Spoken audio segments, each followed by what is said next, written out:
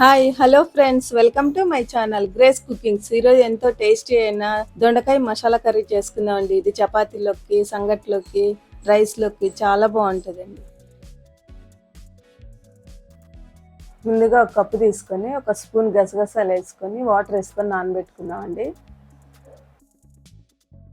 కడాయి పెట్టుకొని ఒక స్పూన్ ధనియాలు, 2 చెక్క ముక్కలు, 2 లవంగ, 2 యాలచి వేసి కొద్దిగా జీలకర్ర, కొద్దిగా మిరియాలు వేసి బాగా దోరగా వేయించుకోవాలండి. బాగా వేగినాయి కదండి, పక్కకు తీసుకొని చల్లార పెట్టుకొని మిక్సీ జార్లో వేసుకొని గ్రైండ్ చేసుకుందాం. ఇలా గ్రైండ్ చేసుకోవాలండి. ఇందులోకి కొద్దిగా కొబ్బరి ముక్కలు, నానబెట్టుకున్న గసగసాలు వేసేసుకొని మెత్తగా పైన పేస్ట్ లాగా చేసుకుందాం అండి.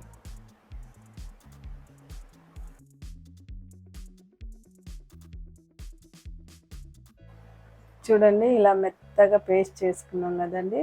ఇది మసాలా. ఇప్పుడు కడాయి పెట్టుకొని ఆయిల్ వేసుకుందాం అండి. ఆయిల్ వేడెక్కాక దొండకాయని ఇట్లా 4 పచ్చలుగా కోసుకొని గుత్తొంకాయలాగా అందులో వేసుకొని వేయించుకుందాం అండి. ఆయిల్లో వేసుకొని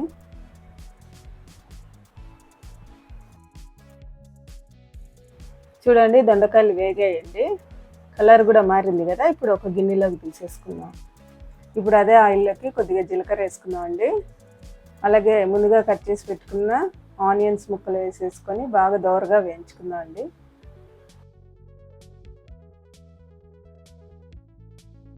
ఇప్పుడు ఆనియన్ వేగుతుండగా కొద్దిగా కరివేపాకు వేసుకుందాం అండి. బాగా వేయించుకుందాం అండి, కొద్దిగా వేగాలి ఆనియన్స్. ఆనియన్ ఎర్రగా అయింది కదండి. ఇప్పుడు ఒక స్పూన్ అల్లం వెల్లుల్లి పేస్ట్ వేసి పచ్చివాసన పోయే వరకు వేయించుకుందాం.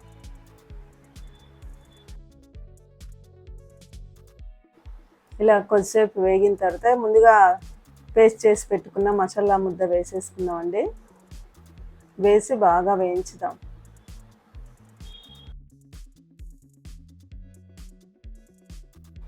ఈ మసాలా వేగుతుంది కదండి, 2 టమాటాలు మిక్సీ గ్రైండ్ చేసుకొని ఆ పేస్ట్ కూడా వేసుకొని బాగా పచ్చివాసన పోయే వరకు వేయించుకోవాలండి.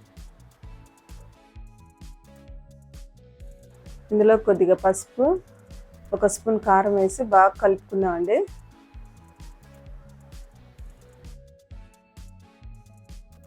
మిక్సీ చేసిన టమాటా జార్ ఉంది కదండి, అందులోనే కొద్దిగా వాటర్ వేసుకొని కలిపి అవి కూడా పోసేసుకుందాం అండి.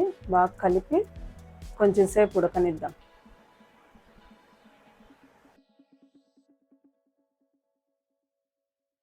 ఈ మసాలా అంతా బాగా వేగి ఆయిల్ బయటకు వస్తుంది కదండి. ఇప్పుడు ముందుగా వేయించి పెట్టుకున్న దొండకాయ ముక్కలన్నీ వేసేసుకొని బాగా కలుపుదామండి.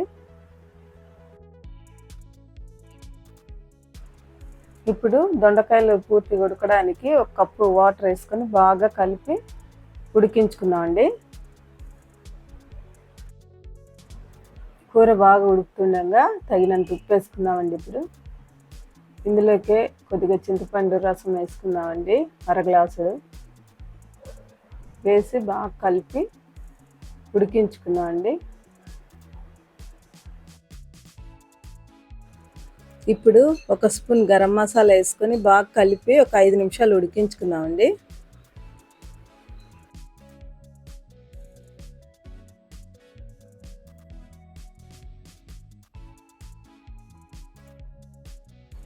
చూడండి, కర్రీ ఎంత బాగా ఉడికింది కదండి, ఆయిల్ కూడా బయటకు వచ్చింది.